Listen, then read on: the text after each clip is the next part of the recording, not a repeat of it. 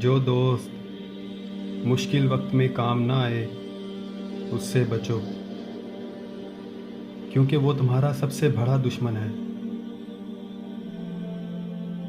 अपने आप को सबसे बेहतर समझना जहालत है, बल्कि हर शख्स को अपने से बेहतर समझो।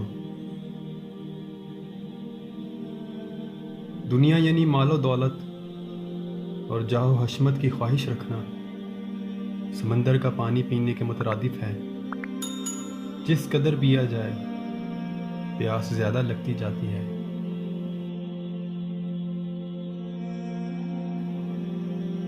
भूख के बगैर खाना मकरूह है।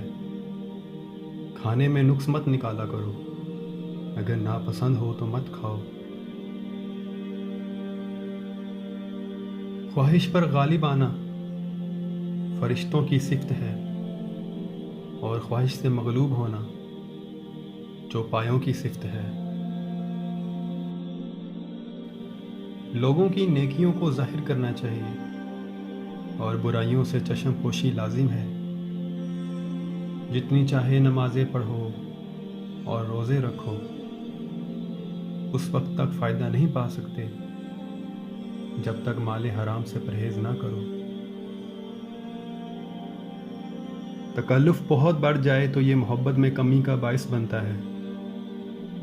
माले हराम से सदका देना ऐसा ही है जैसे नापाक कपड़े को पेशाब से धोया जाए।